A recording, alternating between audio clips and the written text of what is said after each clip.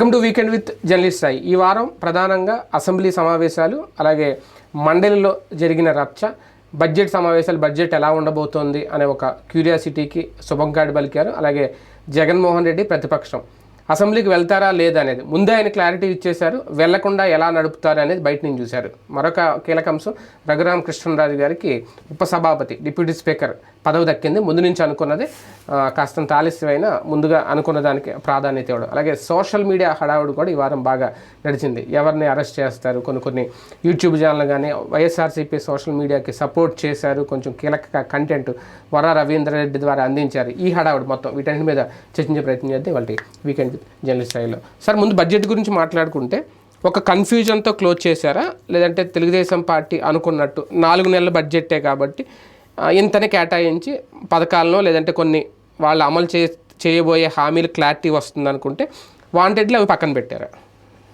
అంటే సర్ప్రైజ్ ఏదన్నా ఇవ్వాలనుకుంటున్నారు కానీ ముందుగా సిస్టంలో అనుకోవట్లేదు. ఇప్పుడు క్రిందటిసారి వాళ్ళ బడ్జెట్లో నవరత్నాలు ఏడాది అమలు చేయబోతున్నామని ఫస్ట్ బడ్జెట్లోనే, అది కూడా నెలకే బడ్జెట్ పెట్టారు కదా వాళ్ళు. అవును. అప్పటి నుంచి అవి అందులో భాగంగా డబ్బులు కేటాయించుకోవడం అది నడిచింది. ఒక్క అమ్మ ఒడి అనుకుంటా నెక్స్ట్ సీజన్లో స్టార్ట్ చేశారు. మిగతా అన్నీ కూడా ఆ ఏడాదే జరిగినటువంటి.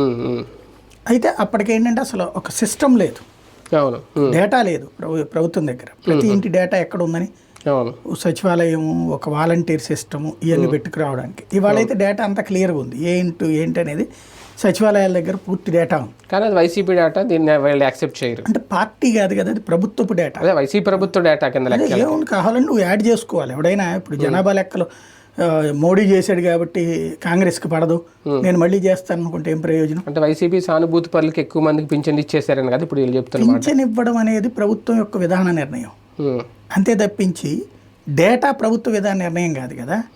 పింఛన్ ఎవరికి ఇవ్వాలి ఎవరికి ఇవ్వకూడదు అనేది నీ ఇష్టం. ఈ అర్హతలు ఉన్నది వాళ్ళు చెప్పారు, లేదు ఇది కాదు ఈ అర్హతలు తగ్గిస్తాం, అది నీ ఇష్టం. దాంట్లో దాన్ని ఎవడో ఆపేది ఎవడున్నాడని ప్రాక్టికల్గా చెప్పాలంటే. దానికి తోడు సంక్షేమ పథకాలకు సంబంధించి ఇచ్చేటట్టయితే భారీ అనౌన్స్మెంట్ రావాలి. చెప్తారు కదా, ఇదిగో మేము ఎజెండాలో భాగంగా ఉన్నాం అన్నది. సంక్షేమం ఇది అనేది ఒక రొటీన్ స్పీచ్గా కాదు. సంక్షేమ అభివృద్ధి అనేది ఎంతమంది చెప్తారు, ఇప్పుడు చెప్తుంటారు. అలా కాకుండా అయితే బయట వినబడుతున్నటువంటిదల్లా ఏంటంటే బీసీ కార్పొరేషన్కి, తర్వాత ఎస్సీ కార్పొరేషన్కి, ఓబీసీ వీటికి ఇచ్చినటువంటి డబ్బులు ఏవైతే ఉన్నాయో, వాటికి శాంక్షన్ చేసిన డబ్బులు ఏవైతే ఉన్నాయో వాటి ద్వారా మొత్తం కలిపితే 11,000 కోట్లు అవుతున్నాయి. ఈ 11,000 కోట్ల రూపాయలు అంటే బీసీకే సంక్షేమానికని కొంత కేటాయించారు, ఓబీసీల సంక్షేమానికంటే ఈ అమౌంట్లు మొత్తం కలిపితే 11,000 కోట్ల రూపాయలతో ప్రతి మహిళకి 1,500 రూపాయల స్కీమ్ పెట్టబోతున్నారు అన్నటువంటి ప్రచారం తెలుగుదేశం వాళ్ళే చేస్తున్నారు. అది నిజమా? యాక్చువల్గా బడ్జెట్లో 2 రకాలు ఉంటుంది. బడ్జెట్లో ప్రధానంగా కనబడేటటువంటిది ఒక డిపార్ట్మెంట్కి కేటాయించారు అంటే అది జీతాలకే పోతుంది, జీతాలు మెయింటెనెన్స్కి వెళ్ళిపోతుంది. పథకానికి సంబంధించిన పథకానికని రాస్తారు, అందులో అలా రాయలేదు. లేదా చెబుతారు స్పీచ్ సందర్భంగా, మేము బీసీలకు కేటాయించిన ఈ డబ్బుల్లో నుంచి ఇస్తాం, ఎస్సీలకు కేటాయించిన ఇది చెప్పలా. చెబితే ఒక రకంగా ఉంటుంది. అంటే మీరు అనేది కార్పొరేషన్ నిధుల బీసీ కార్పొరేషన్ అంటే అక్కడ వాళ్ళు ఏం చెప్తున్నారు, ఆ కార్పొరేషన్లకు ఇచ్చే అంటే బీసీ డిపార్ట్మెంట్ కని ఇస్తారు. ఆ డిపార్ట్మెంట్ నిధుల నుండి కార్పొరేషన్స్కి ఇవ్వచ్చు, వాటిని ఇప్పుడు బీసీ శాఖకి ఇచ్చారు, అది కార్పొరేషన్లకు ఇవ్వచ్చు, లేదా ఈ పథకానికి ఇవ్వచ్చు. అంటే ఏదైనా వెల్ఫేర్ కి కదా వాడేది ఫైనల్ గా. అదే వెల్ఫేర్ లో స్కీమ్ కదా లెక్క. ఏదో ఒక వెల్ఫేర్ అనే గాడికి అయితే జగన్మోహన్ రెడ్డి నేను డబ్బులు ఇచ్చాను అదే వెల్ఫేర్ అన్నాడు, అది కాదంటున్నాం కదా మనం. పథకానికి సంబంధించి వెల్ఫేర్ కి సంబంధించిన దాంట్లో ఈ పథకం 1,500 రూపాయలు అనే పథకం అమలవుతుందా లేదా, ఒకటి ఖాయం. బస్సులకు సంబంధించి లేదు, అది క్లియరు. రైతులకు సంబంధించి లేదు, అది క్లియర్. 1,000 కోట్ల రూపాయలతో అవ్వదు అది. అదే సందర్భంలో నిరుద్యోగ భృతి లేదు. ఈ 3 అయితే ఏడాది లేనట్టే. అన్నదాత సుఖీభావ కదా రైతులకి ఇస్తారు 20,000, అది లేదు. ఇక అయితే గీతే ఈ డిపార్ట్మెంట్ నుంచి 1,500 అన్న. అంటే ఇక్కడ అన్నదాత సుఖీభావలో చిన్న డౌట్, కేంద్రం నుంచి 6,000 వస్తుంది కదా ఈ వీళ్ళది కాకుండా, దాన్ని కూడా ఆపేస్తారా? 6,000 మామూలుగా వీళ్ళకి వచ్చేస్తారు, అది వీళ్ళకేం సంబంధం లేదు, ఆల్రెడీ పడుతుంది అది. అయితే అందరికి 14,000 ఎక్స్ట్రా. వీళ్ళు 14 వీళ్ళు అయిందే, ఇది వీళ్ళు అనేది ఏంటి 20 మొత్తం 20 సొంతంగా తామిస్తామని దాంతో చెప్పలేదు కదా. అలా అయితే జగన్ 50,000 ఇస్తానని 12,500 ఏడాదికి ఇస్తానని 7,500 ఇచ్చాడుగా అన్నారు. అవును, అంటే 6,000 రూపాయలు అనవసరం కలిపాడని, అదే అవును 6,000 కేంద్రం కూడా కలిపేసుకున్నాడు. ఆ లెక్కనైతే వీళ్ళు విడిగా ఇవ్వాలిగా. అలా అయితే 20,000 సెపరేట్ ఇవ్వాలి. లేదా వీళ్ళు కూడా అట్లాగే ఇచ్చేసేసి అవును జగన్ ఇవ్వలేదా అంటారేమో రేపు పొద్దున, వాదించచ్చేమో. ఏదేమైనా అది కూడా దాంట్లో ఒక లాజికల్ తేడా ఉంది. రాష్ట్రంలో ఉన్నటువంటి అందరు రైతులకి రాలాది కేంద్ర ప్రభుత్వ పథకం. గతంలో కూడా ఒక 30-40% మందికి రాష్ట్రం పెట్టుకోవాల్సి వచ్చింది. కాబట్టి ఇక్కడ అది ఎంతమందికి ఇస్తారు? ఓన్లీ కేంద్రం ఓకే చేసిన వాళ్ళకే ఇస్తారా లేదా విడిగా ఇస్తారా? ఎందుకంటే కేంద్రం ఓకే చేసిన వాళ్ళతో పాటుగా రాష్ట్ర ప్రభుత్వం అంతకుముందు లక్షల మందికి ఎక్స్ట్రా ఇచ్చింది. అది క్లియర్గా బడ్జెట్లోనే లెక్కలు చూపించబడినాయి. కాబట్టి ఎంత చేస్తారని చూడాలి. ఇందులో కూడా రైతులకి మళ్ళీ కౌలు రైతులకి సెపరేట్ హామీ ఉన్నట్టుంది కదా తెలుగుదేశం. కౌలు రైతులకు కూడా రైతులతో సమానంగా ఇస్తామని చెప్పారు. మరి అది జరిగేయాలంటే తేడా రావాలి కదా, ఎక్స్ట్రా రావాలి. కానీ ఒకటి, జగన్మోహన్ రెడ్డి గారు రాగానే వ్యవస్థల్లో ఏర్పాటు చేసి తీసుకొచ్చిన మార్పులతో పాటు ఆయన మార్కులు, ఈ రెండు. ఇప్పుడు ఫర్ ఎగ్జాంపుల్ ఇందాక రేషన్ కార్డు అన్నారు, ఆయన రాగానే బియ్యం కార్డుని సెపరేట్ చేశారు. ఆయన ఫోటోతో ఒక బియ్యం కార్డు ఇచ్చి ఇలాగ. ఇప్పుడు ఇంతకు ముందు వరకు రేషన్ కార్డులు అప్డేట్ చేసేవారు, లేని వాళ్ళకి కొత్త కార్డులు ఇచ్చేవారు. ఈయన మొత్తం సెపరేట్ వ్యవస్థనే ఏర్పాటు చేశాడు, సచివాలయం కానీ వాలంటీర్లు కానీ పెట్టి.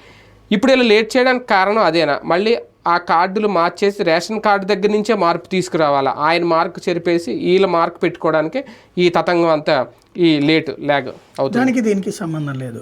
అవి ఉంటాయి అలాగా. ఈ మార్చాలనుకున్నప్పుడు దశల వారికి మారుస్తారు కానీ ఒకేసారి మార్చలేరు. అట్లా మార్చాలంటే ఒక రాజశేఖర రెడ్డి వల్ల అయింది ఆ రోజుల్లో. ఇప్పుడు జగన్ వచ్చిన తర్వాత ఇచ్చినటువంటిది వాళ్ళకే అట్లా విడిగా ఇచ్చారు, విడివిడి సెపరేట్ చేశారు, వాళ్ళకే ఇచ్చారు. కొత్తగా ఏం లేదు. కొత్తగా ఎప్పటికప్పుడు 3 నెలలకు 6 నెలలకు ఇచ్చుకొచ్చారు. అయితే అసలు పాయింట్ ఏంటంటే ఇప్పుడు అది చెయ్యాలి అంటే ఒక పెద్ద యాక్టివిటీ చేయాలి రాష్ట్ర వ్యాప్తంగా. అప్పుడు ఉన్న వాళ్ళకి తీసేయాలి, లేని వాళ్ళకి ఇవ్వాలి. అంటే రేషన్ కార్డులో కూడా అర్హులు అనర్హులు ఏరివేత అనేది ఉంటుంది కదా ప్రభుత్వం మారినప్పుడు. చంద్రబాబు గారు చేస్తామని. అవును, అలా చేస్తే లక్షలాది మందికి పోతాయి. కొత్త వాళ్ళు కూడా యాడ్ అవ్వాలి. మరి కొత్త వాళ్ళే యాడ్ అవుతాయి, వీళ్ళ వాళ్ళకి యాడ్ అవుతాయి, ఉన్న వాళ్ళకి పోతాయి. అది లక్షల్లోనే ఉంటుంది. ఇవాళ ఉన్న లెక్క ప్రకారం వీళ్ళు ఏంటి అనేది ప్రాతిపదిక తయారు చేసుకోవడం పెద్ద తతంగం. ప్రాతిపదిక ఏంటి? ఇప్పుడు ఇదివరకటి రోజుల్లో కేంద్ర ప్రభుత్వానికి సంబంధించిన గైడ్ లైన్స్తో సంబంధం లేకుండా కేంద్రం లెక్క ప్రకారం అయితే 45,000 ఏడాదికి సంపాదించేటటువంటి వాళ్ళకి వైట్ రేషన్ కార్డు ఉండాలి. ఏడాది సంపాదన 45,000 లోపు ఉండాలి. ఇప్పుడు ఇవాళ 45,000 ఎవరికి ఉంది అసలు? అంటే దగ్గరగా నెలకి 4,500 5,000 వేసుకోండి. 60,000 వేసుకున్నా ఏడాదికి 12,500 60,000.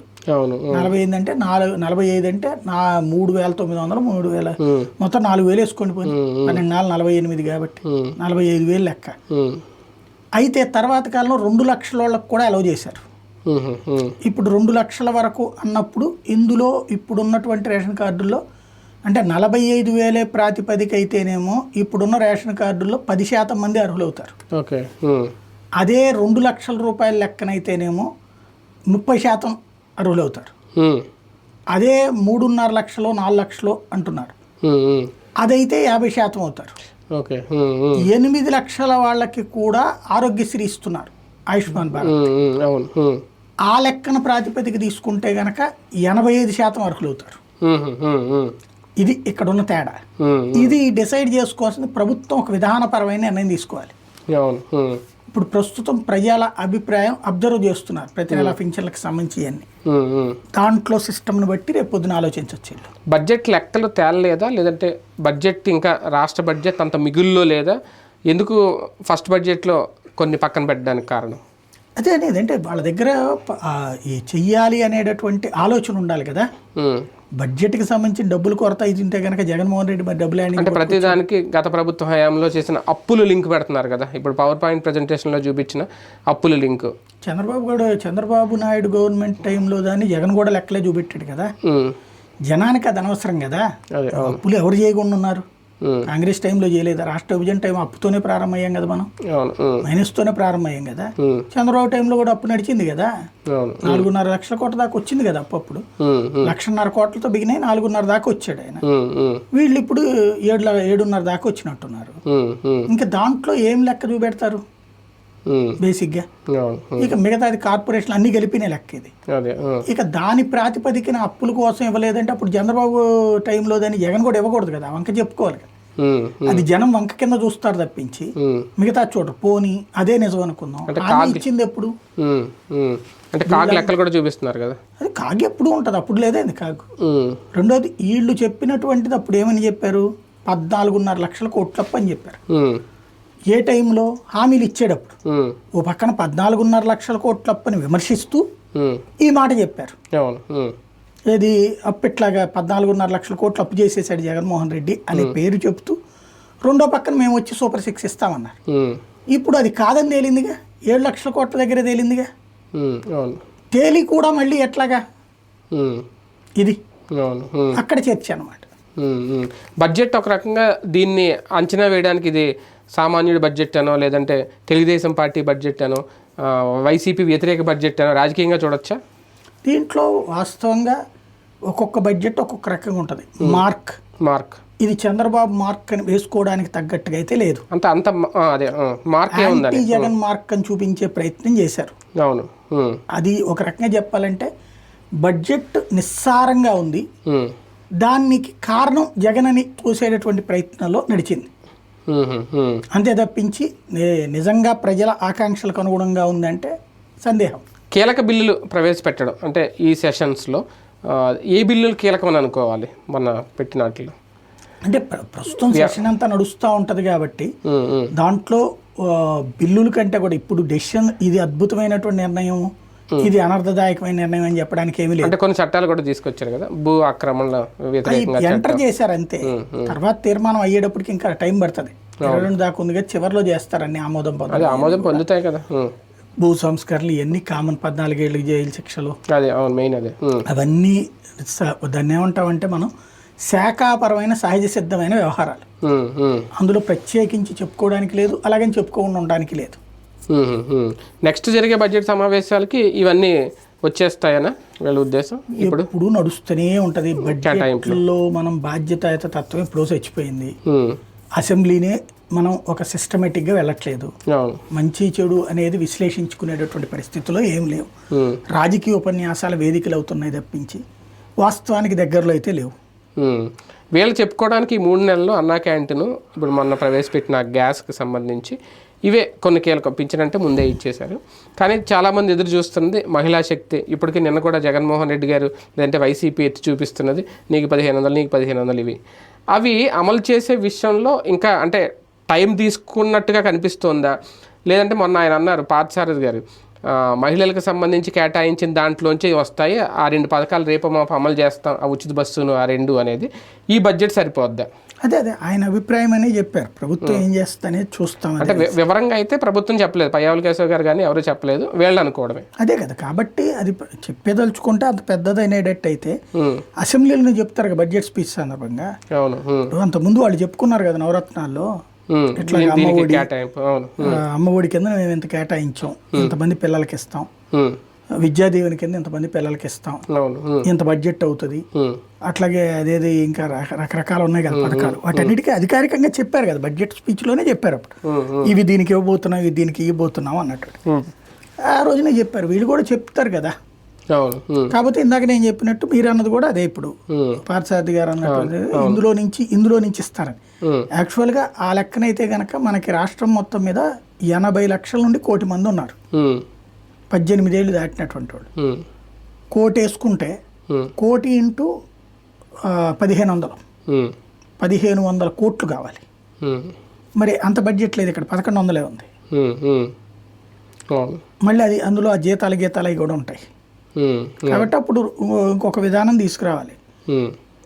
ఓసీ తీసేసి బీసీ ఎస్సీ ఎస్టీ మైనార్టీ అట్లా చూసుకుని 80% ఉంటారు. మళ్ళీ ఓబీసీ అంటున్నారు, ఓసీనే ఓబీసీ కదా లెక్క. ఇంకోటి ఒకసారి ఒకళ్ళకి ఇచ్చి ఒకళ్ళకి ఇవ్వకపోతే అదో సమస్య. ఇప్పుడు మేము బీసీ ఎస్సీ ఎస్టీ మైనార్టీకి ఇస్తాము, ఓసీలకి ఇవ్వమంటే పబ్లిక్లో చర్చ వస్తుంది, మేమెంత పాపం చేసామనేటువంటి, అక్కడ తేడా వస్తుంది. మళ్ళీ ప్రతిపక్షం లేని సభ నడుస్తోంది ప్రస్తుతం. అధికార పక్షానికి వరమ, ప్రతిపక్షం తొందరపాటు నిర్ణయం ఒక రకంగా ఇప్పుడు కలిసి వస్తుందని అనుకోవాలి. ఎదుటి వాళ్ళ అహం వీళ్ళ అదృష్టం. జగన్మోహన్ రెడ్డికి సభకి తాను రాలేకపోవడం అనేటటువంటిది రాకుండా ఉండటానికి ఒకప్పుడు సింగిల్గా పార్లమెంట్లో కూర్చుని బోర్డు పట్టుకుని తిరిగినటువంటి వ్యక్తి, ఎలాంటి మొహమాటం పడకుండా సిగ్గు ఫీల్ కాదు. అదే సమయంలో ఒకప్పుడు అసెంబ్లీలో ప్రతిపక్ష పాత్రలో తనని అవమానిస్తున్న వెటకారం చేస్తున్న నిలబడ్డటువంటి వాడు, 23 మంది ఎమ్మెల్యేలు వెళ్ళిపోయినా నిలబడ్డటువంటి వాడు, తర్వాత ముఖ్యమంత్రిగా ఏకంగా 151 సీట్లు సాధించినటువంటి వాడు.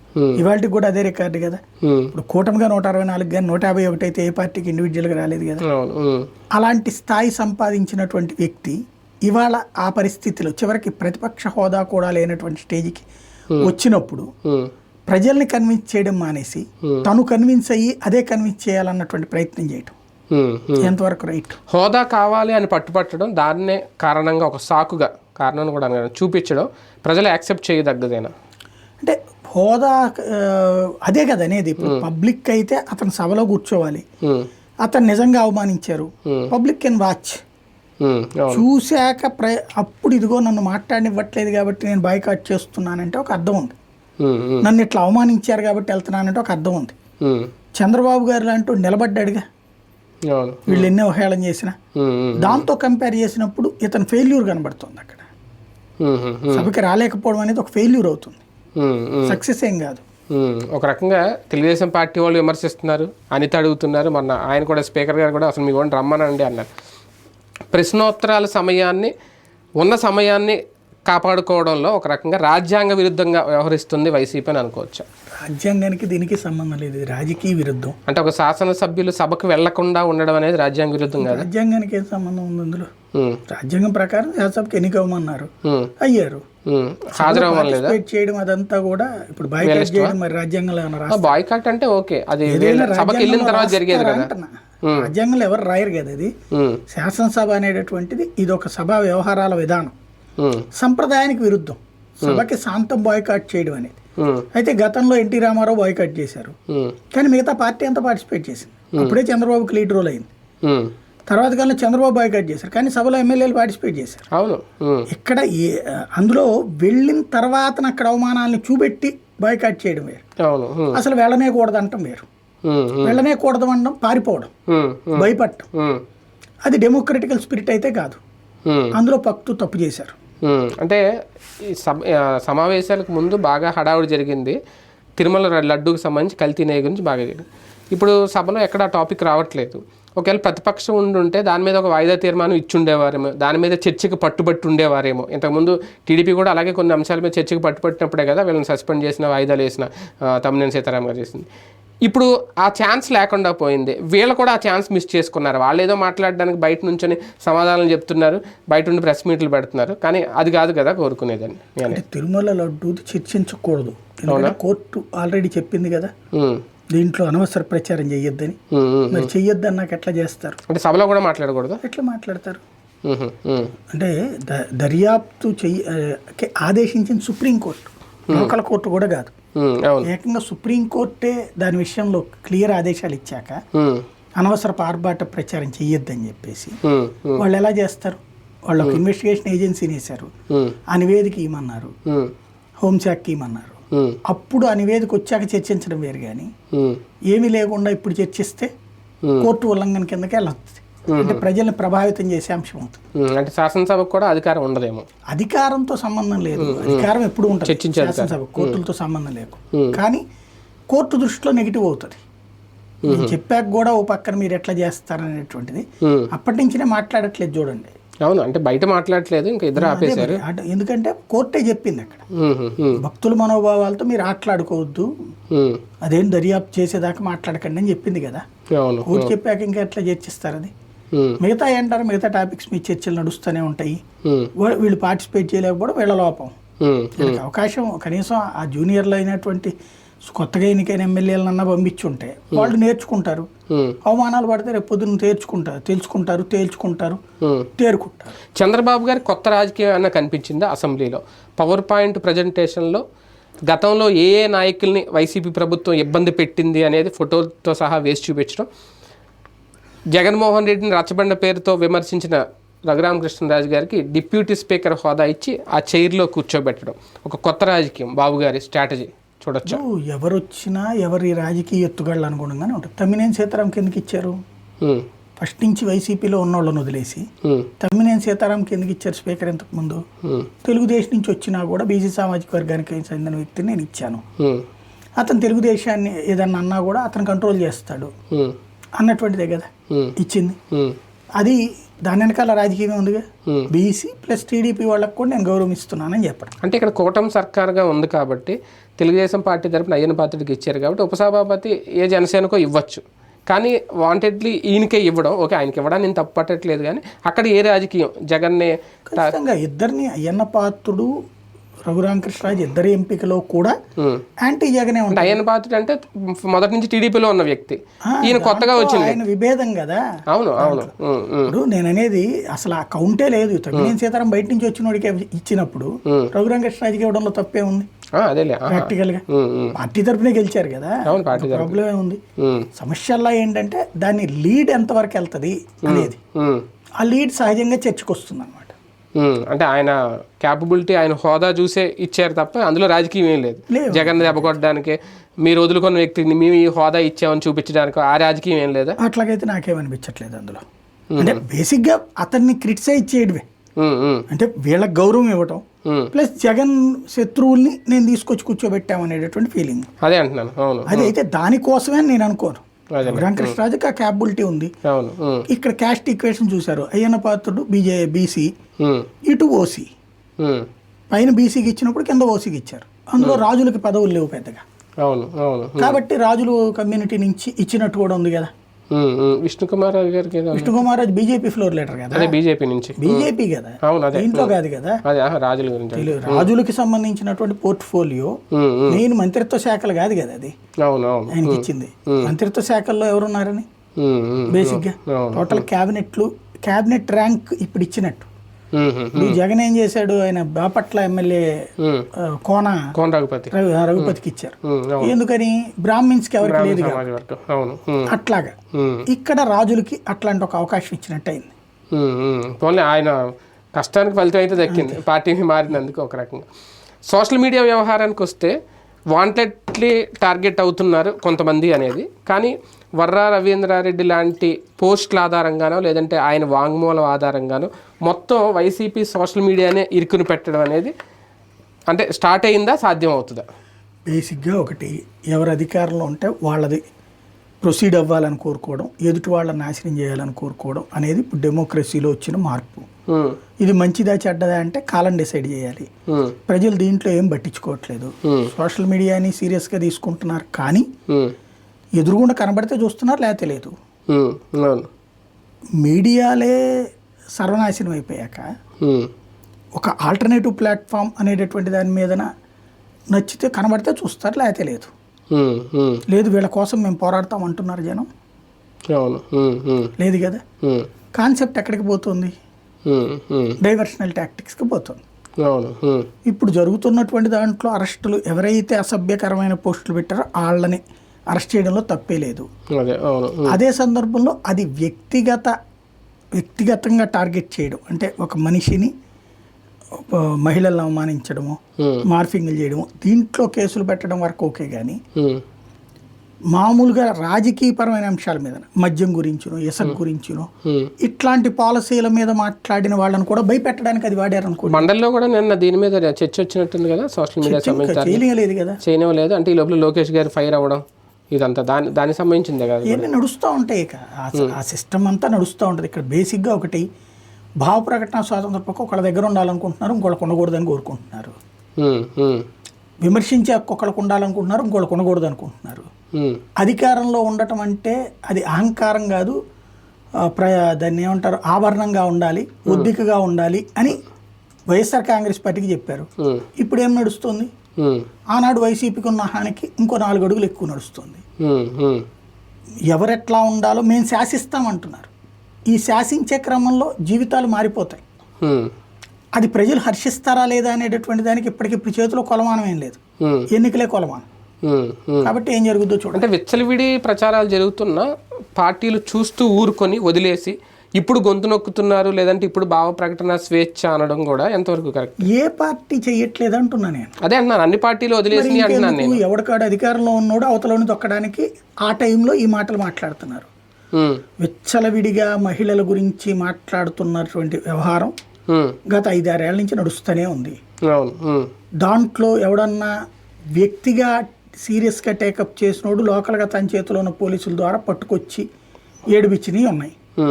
అవి వేళ్ల మీద లెక్క పెట్టే సంఘటనలు ఉన్నాయి. అదే సందర్భంలో న్యాయమూర్తుల మీద వచ్చేటప్పటికి వేలాది మందిగా వెళ్ళినాయి. దాంతో చివరికి కోర్టు స్పందించాల్సి వచ్చింది. అవి పక్కన పెడితే ఇవాళ ఉన్న వాతావరణం ఏంటి అనేది ఇక్కడ సందేహం. ఈ వాతావరణం స్వేచ్ఛకి అనువుగా ఉందా లేదా అది ఇప్పుడు తేలుతుంది. ఇంతకుముందు సోషల్ మీడియాలో అంటే నిజంగా ఒక ఆర్గనైజేషన్ నుండి పార్టీ అధిష్టానం ఎవరో నడిపేవారు. ఇప్పుడు ఒక రకంగా గ్రామస్థాయి కార్యకర్త నుంచి ఎమ్మెల్యేల దగ్గర ఎవరికాలు సెపరేట్ సోషల్ మీడియాలో పెట్టేసుకొని నడుపుతున్నారు. అది వైసీపీలో కూడా భారీగా ఉంది, టీడీపీలో కూడా ఉంది. అది ఈరోజు ఒక విచ్చలవిడితనానికి కారణమైందా? పార్టీ అధిష్టానం దాన్ని కంట్రోల్ చేయలేకపోవడం కూడా, అది వైసీపీకి అవ్వచ్చు వీళ్ళకి అవ్వచ్చు, అది మైనస్. ఇప్పుడు పార్టీగా పెట్టినప్పుడు పార్టీ దిశానిర్దేశం చేసిన ప్రకారం వాళ్ళు పనిచేయాలి. అవును, అలా చేయడం ఇంట్రెస్ట్ లేదు చాలామందికి. ఎందుకని? అప్పుడు ఏ జీతం వస్తుంటే ఉద్యోగిలాగా పనిచేస్తాడు. వీళ్ళకి అప్పుడు కమిట్మెంట్ లెవెల్స్ ఉండవు. కాబట్టి పార్టీ వాళ్ళందరినీ అంతమంది అన్ని లక్షల మందిని ఏం మేనేజ్ చేస్తుంది? కాబట్టి సోషల్ మీడియాలో ఇప్పుడు ఏం జరుగుతున్నది, తమకి తాముగా ఒక ప్లాట్ఫామ్ క్రియేట్ చేసుకుంటారు సింపథైజర్స్. దాన్ని ఆ సంబంధిత పార్టీ వాళ్ళతో ఇదిగోండి నేను మీకే సపోర్ట్ అండి అని చెప్పి చెప్పుకుంటారు. వాళ్ళు ఆ తర్వాత కాలంలో వాళ్ళకేం పార్టీ ఏం డబ్బులు ఇవ్వదు, ఏ పార్టీ అయినా సరే. మనకు సపోర్ట్ అనేది రూట్లో నేను నీ వెనకాల ఉంటానులేమ్మా అంటారు. ఎప్పుడైతే వాళ్ళు ఒక స్టేజ్కి ఎదిగారనుకోండి అప్పుడు క్లెయిమ్ చేసుకోవడం ప్రారంభిస్తారు. తర్వాత పోనీ డబ్బులు ఏమైనా ఇస్తారా అంటే వీళ్ళు ఏమి ఇయ్యరు, కానీ ప్రచారం మాత్రం నడుస్తుంది. వీళ్ళు ఆ ప్రచారం నడిచేటటువంటి సందర్భంగా నష్టపోతున్నది డైరెక్ట్గా ఆ కార్యకర్త లేదా ఆ నెట్వర్క్ నడుపుతున్నటువంటి వ్యక్తి. తనకి వస్తున్న లాభం కంటే కూడా పెరుగుతున్న కేసులే ఎక్కువ అవుతున్నాయి, సమస్యలు ఎక్కువ అవుతున్నాయి. కాబట్టి దానికి పరిష్కారం ఎక్కడ అంటే ఎవడూ చెప్పలేడు. విరుగుట కొరకే అంటారు. ఇప్పుడు ప్రస్తుతం పెరిగిపోయింది ఈ విచ్చలవిడితనం, ఇప్పుడు విరుగుతోంది. ఈ విరిగేది టోటల్ వ్యవస్థనే కుప్పకూల్చేందుకు ఒక వ్యూహాత్మకమైన కుట్ర జరుగుతుంది. ప్రింట్ మీడియా అయితే నా చేతిలో ఉండాలి లేకపోతే ఉండేకూడదు, ఎలక్ట్రానిక్ మీడియా నా చేతిలో ఉండాలి లేకపోతే ఉండేకూడదు. ఇప్పుడు అది సోషల్ మీడియా దగ్గరకు వచ్చేసింది.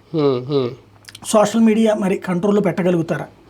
ఇది కంట్రోల్లో పెట్టడం అంటే కనుక ఇక అసలు డెమోక్రటికల్ స్పిరిట్ పోయి మనం ఇక భవిష్యత్తులో ఎలా ఉంటుందంటే ఆ పేపర్లో రాసి చదువుకుని అదే నిజమని నమ్మి భ్రమించేటటువంటి స్టేజ్లోకి పోవాల్సి వస్తుంది. వాక్ స్వాతంత్రాన్ని కూడా కోల్పోవాలి, ఇంకా ఏం మాట్లాడకూడదు.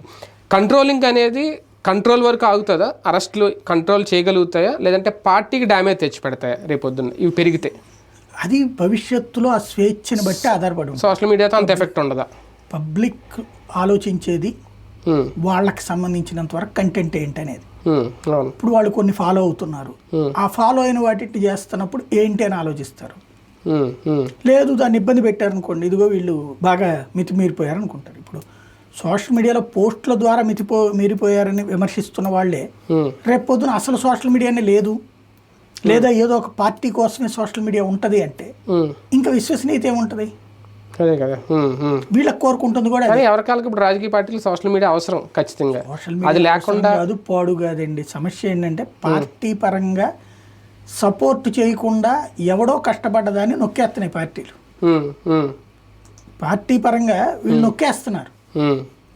ఇప్పుడు జగన్ మనుషులు అని ముద్రపడ్డటువంటి వాళ్ళకి జగన్ ఏమైనా చేశాడా? లేదా పవన్ మనుషులు అని ముద్రపడ్డ వాళ్ళు పవన్ ఏమైనా చేశాడా? వీళ్ళు ముందేం చేయలే, అంటే వాళ్ళ సొంత పార్టీ సొంతగా వాళ్ళ తరపున స్టాఫ్ని పెట్టుకుని చేస్తున్నారు. మిగతా అన్ని కూడా ఆ ముద్రలు అనేది ఎవరికాళ్ళు ఎదురోళ్ళ మీద వేసేయడం ద్వారా తమ మీద అవతలోడు మాట్లాడిన వాళ్ళ విశ్వసనీయత ఉండకూడదు అనేటటువంటి ఒక బురద గుంటలోకి లాగుతున్నారు. ఇది లాంగ్ స్టాండింగ్ వ్యూహం. దీనివల్ల ఏమవుతుందంటే తను నాశనం అవుతూ మిగతా వాళ్ళని కూడా నాశనం చేయడం. బురద గుంటలో కూర్చున్నటువంటి ఆంబోతు తన మీద ఉన్న మట్టి ఒడ్డునున్న ఆవు మీద వేసి ఆవు కూడా మడ్డిదే అని చెప్పడం, అది ప్రస్తుతం నడుస్తుంది. జగన్ అధికారం కోల్పోయినప్పటి నుంచి తెలుగుదేశం పార్టీ స్ట్రాటజీ చూస్తామంటే మామూలుగా ఇంతకుముందు మనమే అనుకున్నాం ప్రతీకార రాజకీయం నడుస్తుంది, ఆ ఎమ్మెల్యేని అరెస్ట్ చేస్తారు, ఈ మాజీ ఎమ్మెల్యేని, ఈ మాజీ మంత్రిని అరెస్ట్ చేస్తారు, అలాగే జోగి రమేష్ కొడుకు మీద కేసు పెట్టిన, ఇంకొకటి పెట్టిన. ఇప్పుడు చూస్తే అవన్నీ పక్కకి వెళ్ళిపోయినాయి. ఓన్లీ సోషల్ మీడియా వీళ్ళలో, లేదంటే ఆ ఛానల్నో, ఈ యూట్యూబ్ ఛానల్నో వీళ్ళ అరెస్ట్లో ఒక శ్రీరెడ్డి అనో, లేదంటే ఇంకోటనో ఈ పేర్లే వస్తున్నాయి. అంటే ఇది ఒక డైవర్షన్ రాజకీయమా, లేదంటే దీని తర్వాత ఇంకో చాప్టర్ ఏమన్నా ఉంటుందా? బేసిక్గా పబ్లిక్ అంశాల మీద చర్చ జరిగినప్పుడు సంక్షేమం గురించినో, అభివృద్ధి గురించినో, జరగాలి, రాష్ట్రం గురించినో వస్తుంది. కానీ దానివల్ల ఏమవుతున్నది అంటే ఆశించిన ప్రయోజనం నెరవేరట్లేదు. ఇప్పుడు జగన్ ఉన్నప్పుడు అదే జరిగింది. సంక్షేమం మీద ప్రచారం తీసుకుని వచ్చాడు అతను, వాళ్ళ సోషల్ మీడియా అదే హైలైట్ చేసుకుంటూ వచ్చింది. ఏ రోజు ఏ బటన్ నొక్కారు, అదే బాగా హైలైట్ చేసి ఎంతమంది బతికేశారు, వాళ్ళ బయట్లు ఇవన్నీ నడిచినాయి. ఎప్పుడైతే జగన్ దిగిపోయిన తర్వాత మరి అట్లా దిగిపోయాడు అన్ని చేసినా కూడా. కానీ ప్లాట్ఫామ్స్ ఎవరికాళ్ళు ఉండాలనే కోరుకుంటారు. ఈ ప్లాట్ఫామ్స్ యొక్క ప్రయోజనం ఏంటి అంటే పబ్లిక్ వరకు పేపర్లన్నీ వన్ సైడ్ అయిపోయినాయి కాబట్టి న్యూట్రాలిటీ కోరుకుంటున్నారు. ఆ న్యూట్రాలిటీ సోషల్ మీడియాకి వస్తుందా లేదా, అది ఉన్నప్పుడు విశ్వసనీయత ఉంటుంది, లేదంటే కాలగర్భంలో కలిసిపోతుంది. అంటే వైసీపీ పీకన ఒక్కడానికో, వైసీపీని అధపాతాలను తొక్కడానికో సోషల్ మీడియా స్మాష్ చేసినది మాత్రం జరిగిపోద్ది. చెయ్యాలనే కదా ప్రయత్నం. ఇప్పుడు తెలుగుదేశం పార్టీకి సంబంధించిన వాళ్ళ మీద కూడా కేసులు పెట్టారు వీళ్ళు. అవును, అంటే ఈ స్థాయిలో లేవు కదా. అదే అసలు అంటూ ఎందుకు పెట్టారు, స్టార్టింగ్ బెదరేయడానికే కదా. కాకపోతే వాళ్ళకి అక్కడ న్యాయపరంగా సరైనటువంటి లాయర్లు ఉన్నారు, గ్రౌండ్ లెవెల్లోనూ సరైనటువంటి ప్లానింగ్తో రాగలిగారు. వీళ్ళకి అలా చేయగలుగుతారు లేదని దాని మీద ఫ్యూచర్ డిపెండ్ అయి ఉంటుంది. జగన్ ఇచ్చే భరోసా ఎంతవరకు ఉపయోగపడుతుంది అనుకోవచ్చు సోషల్ మీడియా నాయకులకు కానీ వీళ్ళందరికీ? చూడాలి. ఇంతవరకు అయితే తగ్గట్టుగా లీగల్ సపోర్ట్ చేస్తున్నారు. పెట్టాడు ఆయన. చెప్పాలంటే ఈ గొడవలన్నిటి మూలంగా ఒక బెనిఫిట్ ఏంటయ్యా అంటే, ఇంతవరకు జగన్కి గెలిచిన తర్వాత జగన్ ఓడిపోయిన దగ్గర నుంచి చాలా మంది కార్యకర్తలు దూరం అయిపోయారు. నాయకులు కూడా పట్టించుకోవడం మానేశారు. ఏ అంబటి రాంబాబులు లేకపోతే పేర్నాని ఇట్లాంటి 2-3 నాయకులు తప్పించి ఎవరు కనబడతారు. అలాంటి దశలో ఇప్పుడు మళ్ళీ మనుషులు చాలా మందిని ఇచ్చినట్టు అవుతుంది. ఎవడైతే ప్రాబ్లం ఫేస్ చేస్తాడో వాడు షెల్టర్ కోసం అని వస్తాడుగా, పార్టీకి వెళ్ళడానికి క్రమంగా పెరుగుతూ ఉంటుంది కదా. అది ఆ విధంగా ఇవ్వకుండా చూసుకోవడం అనేది ప్రభుత్వ బాధ్యత. అది వాళ్ళ ఇష్టం. దాని మీద దీనివల్ల కానీ లేదంటే అసెంబ్లీ ఎఫెక్ట్ వల్ల కానీ వైసీపీలో ఉన్న ఎమ్మెల్యేలు చేజారబోతున్నారు. ఎందుకంటే 2 రోజుల నుంచి వస్తుంటే ఎవరో 3 పేర్లు ఇంకా అఫీషియల్గా పెట్టలేదు అనుకోండి, త్వరలో రాబోతున్నారు. వైసీపీకి 3 ఎమ్మెల్యేలు రాజీనామా చేసి లేదంటే గుడ్ బై చెప్పి టీడీపీలోకి రాబోతున్నారని. అంటే భయపెట్టి లాక్కునే ప్రయత్నమా, లేదంటే ఎమ్మెల్యేలు కూడా బెదురుతున్నారా ఈ ఓవరాల్గా ఇదంతా చూస్తూ ఉంటే? నాకు తెలిసి భయపెట్టి అనుకోను. అక్కడ వాళ్ళు చెప్పాలి భయపెడితే కనుక. వాళ్ళు ఎవరు స్టేట్మెంట్ ఇవ్వలేదు, మనం అది భయపెట్టినట్లు అంటాం. ఇప్పుడు వాళ్ళు ఇవ్వాలి కదా, ప్రజాప్రతినిధికి ఎన్నికైనప్పుడు కూడా ధైర్యం చాలకపోతే ఇంకెందుకు నువ్వు, వేస్ట్ కదా రాజకీయాలకి. రెండో పాయింట్ నేను అనుకోవడం ఏంటంటే, వీళ్ళే ఆశపడుతుంటారు. ఎందుకంటే తమ నియోజకవర్గంలో ఓడిపోయినటువంటి వ్యక్తి ఎమ్మెల్యేగా కొనసాగుతున్నాడు, తనకు ఆ ప్లేస్ కావాలనుకుంటాడు. అక్కడ మంత్రులు కానీ లేకపోతే అధికారులు కానీ ఎవరు ఈ ఎమ్మెల్యే గెలిచినా కూడా తను పట్టించుకోరు, పూర్తిగా అవతల పక్షానే ఉంటారు. అప్పుడు వాళ్ళ ఫీలింగ్ ఎట్టా ఉంటుంది అంటే అన్ని దారులు మూసిపోతుంటే రేపొద్దున మన భవిష్యత్తు ఏంటి, ఇక రాజకీయంగా వైసీపీలు ఉంటే భవిష్యత్తు ఉండదు అని భయపడే వెళ్ళే నాయకులు కూడా ఉండరా? అదే చెప్తున్నా, దానికోసం వెళ్ళే వాళ్ళే ఉంటారంటున్నా. 10 మందిలో ఎవరైనా పోవచ్చు, అదే అవును, పోరు అనే పాయింటే లేదు. కాకపోతే బంధుత్వాలు ఉన్నటువంటి వాళ్ళు పోరు బయటికి, అంత మించే ఉండదు అక్కడ. వాలంటీర్ వ్యవస్థ కంప్లీట్గా లేదు అని చెప్పేశారా పవన్ కళ్యాణ్ గారు? అసలు వాలంటీర్ వ్యవస్థ పవన్ కళ్యాణ్ చెప్పలే. మన ప్రశ్నోత్తరాల సమయంలో మాట్లాడిన దాన్ని బట్టి చూస్తుంటే వాలంటీర్ సిస్టమ్ లేదనేది అర్థమైపోతుంది. అదేదో భవిష్యత్తులో వాళ్ళకి ఏదో చెప్తున్నది కూడా, భవిష్యత్తులో అవసరమైనప్పుడు ఆలోచిస్తామనేది. అంటే ఇంకా చెయ్యరు, బడ్జెట్లో లేదు కదా. బడ్జెట్లో లేదంటే వాళ్ళకి జీతాలు లేనప్పుడు ఎట్లాగా? ఇప్పుడు నెలకు ఒక 20 కోట్లు అనుకోండి, ఏడాదికి ఒక 100 కోట్లు అన్నా ఇవ్వాలి కదా. 200 కోట్లు 300 కోట్లు అలా ఇవ్వలేదు ఇక్కడ, కేటాయింపు జరగలేదు. కాబట్టి వాలంటీర్ వ్యవస్థ లేదు అనేది కన్ఫర్మ్ అయిపోతుంది. ఇక అక్కడికి వెళ్ళి నమ్ముకోవడం మానేస్తారు. అంటే అఫీషియల్గా ఈ వ్యవస్థను రద్దు చేస్తున్నాం నేను ప్రకటన చేయక్కర్లేదు. చాలా విషయాలు అఫీషియల్గా చెప్పట్లేదు, అన్అఫీషియల్గానే జరుగుతున్నాయి. ఇప్పుడు ఇంటి దగ్గరకు వచ్చినటువంటి ఇష్యూ కూడా బయటికి తెలియలేదు కదా, కూల్గా వచ్చి తీసుకుపోయారు కదా డేటా, అట్లాగే ఉంటుంది. సచివాలయ వ్యవస్థ గురించి ఏమన్నా క్లారిటీ ఇవ్వాల్సి ఉందా? అంటే ఇప్పుడేం మాట్లాడలేదు, భవిష్యత్తులో ఏమైనా ఇస్తారా, ఉంచుతారా, తీసేస్తారా అని? నాకు తెలిసి సచివాలయ వ్యవస్థలో ఇంకా క్లారిటీ ఏం లేదు. బిల్డింగ్లు అట్టు ఉంటాయి, పాడుబడిన బిల్డింగ్లా ఉంటాయి. అందులో పనిచేసేటువంటి వాళ్ళు నెలకోసారి జీతం ఇస్తారు. మిగతా రోజుల్లో ప్రతి డిపార్ట్మెంట్ నా దగ్గరికి వచ్చి పనిచేయి, నా దగ్గరికి వచ్చి పనిచేయి అంటారు. ప్రభుత్వం స్పష్టతనివ్వకుండా ఇదిగో ఇది కొట్టు కాబట్టి వీళ్ళకి ఇస్తాను, ఇది కాదు అనుకుంటే వీళ్ళకి అమ్ముతాను అనేటటువంటి లెక్క కావాలి. ఆ లెక్క ఇక్కడ మిస్ అవుతుంది. ఇప్పుడు అసెంబ్లీ మండలి 2 సమావేశాలు జరుగుతున్నాయి. ఫోకస్ మొత్తం మండలి వైపు వెళ్ళడం. నిన్న నారా లోకేష్ గారు తన తల్లి గురించి మళ్ళీ ఒకసారి మాట్లాడడం, అంటే సందర్భం వచ్చిందా లేదంటే మళ్ళీ అక్కడ సింపతి గెయినింగ్ ఏమన్నా మొదలైందని అనుకోవాలా? బేసిక్గా లోకేష్ రైజ్ చేసింది అక్కడ జగన్ సభకి ఎందుకు రావట్లేదు అన్న పాయింట్. పారిపోతున్నారు, చంద్రబాబు రావట్లేదు మండలికి అన్నప్పుడు ఆయన అప్పుడే భయపడలేదు. 2.5 ఏళ్ళు వచ్చారు, అట్లాంటిది ఇప్పుడు ఎందుకు భయపడతారు ముఖ్యమంత్రిగా అని చెప్పేటటువంటి క్రమంలో ఏమేం జరిగింది అనేది చెప్పుకొచ్చారు. దాని ఆధారం వేరు. ఇక్కడ అసెంబ్లీలో జరిగేటటువంటి తంతు వేరుగా ఉంటుంది. అసెంబ్లీకి సంబంధించి వైఎస్ఆర్ కాంగ్రెస్ పార్టీ రావడం అనేటటువంటిది పార్టీ కోసం అవసరం, ఎమ్మెల్యేల కోసం అవసరం, ప్రజల కోసం అవసరం. అది లేదు కాబట్టి మండల్లో ఉన్నారు కాబట్టి అది పబ్లిక్ని అట్రాక్ట్ చేస్తుంది. అది ఎంతవరకు ఎన్నేళ్ళు అనేది చూడాలి. అంటే లోకేష్ గారిని కూడా రెచ్చగొడుతుందా వైసీపీ నిన్న ఆ వ్యాఖ్యలు చూస్తే, లేదంటే ఈయన అగ్రెసివ్ అయ్యారా? కొంచెం ఈయన అగ్రెసివ్ అయ్యారు అలా స్టేట్మెంట్లకి. తర్వాత ఇంకా ఆయన కాస్త కవరప్ చేశారు. ఇది మన బొత్స సత్యనారాయణ ఇందులో అనవసరమైనటువంటి వాదన రేపుతున్నారంట. కాబట్టి ఇక్కడ భవిష్యత్తులో ఏంటనేది ఎవరని చెప్పలేం. అంటే అక్కడ మళ్ళీ ఒకసారి తల్లి గురించి వ్యాఖ్యలు తీసుకురావడం అనేది అది సందర్భమా అసందర్భమా? ఆయన మాట్లాడలేదు కదా గతంలో. అప్పట్లో చంద్రబాబు గారు మాట్లాడారు, ఇప్పుడు డైరెక్ట్గా తను మాట్లాడారు. ఆయన మండలిలో ఉన్నారు కాబట్టి. మొత్తం ఫోకస్ అంతా ఇప్పుడు 2027 వైపుకి వెళ్ళిపోయిందా? అంటే జమిలీ ఎన్నికల మీదే కసరత్తు మొదలు పెట్టిందా వైసీపీ? అందుకే ఇవన్నీ కాస్తంత లైట్ తీసుకుందా, ఇంకా 3 ఏళ్లే కదా అని? అంటే వాళ్ళు చేయగలిగేది ఏముంటుంది? బేసిక్గా సభకు వచ్చే ధైర్యం లేదు, మిగతాది అవమానం అనేటటువంటి భయం ఉంది. అలాంటప్పుడు ఇంకా చేసేది ఏముంటుంది? బయట ఈ ప్రెస్ కాన్ఫరెన్స్ 2 రోజులకు 3 రోజులకు ఒకసారి చెప్తే పార్టీ కార్యకర్తలు జమిలీ ఎన్నికలకు ప్రిపేర్ అవుతున్నట్టు కనిపిస్తుందా వైసీపీ? వాళ్ళైతే చేస్తున్నారు. ఎందుకంటే ఇప్పుడు గుంటూరులో ఉన్నటువంటి విడుదల రజనీని తీసుకెళ్లి చిలకలూరుపేటలో కూర్చోబెట్టడం, అట్లాగే పలువురు నాయకులు తీసుకొచ్చి కూర్చోబెట్టారు కదా సెట్లలో. కాబట్టి వాళ్ళు ప్రిపేర్డ్ గానే ఉన్నారు. అయితే అది జరుగుద్దా లేదనేది చూడాలి. అంటే జమిలీ ఎన్నికలు జరుగుతాయి వాళ్ళు మళ్ళీ కేంద్రం ఏమైనా ట్విస్ట్ ఇస్తుందా? అంటే కేంద్రం ఏం చేయడం కాదు, మళ్ళీ ఇక్కడ రాష్ట్రాలు ఒప్పుకోవాలిగా జమిలీ ఎన్నికలు అంటే.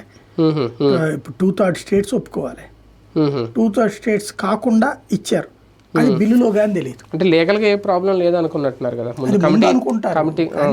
కోర్టులు స్వీకరించే తత్వం వేరుగా ఉంటుంది కదా, కాబట్టి చూడాలి. అంటే కమిటీ రిపోర్ట్ క్లియర్ గానే ఉన్నప్పుడు ఇంకా ఏ ఇబ్బంది ఉండదు అనుకున్నారు కదా, కాంగ్రెస్ ఒకటే వ్యతిరేకిస్తుంది అనేది. నిజంగా జమిలీ ఎన్నికలు వస్తే తెలుగుదేశం పార్టీ వైఎస్ఆర్సీపీ ఇద్దరు ఓకే చెప్తారా?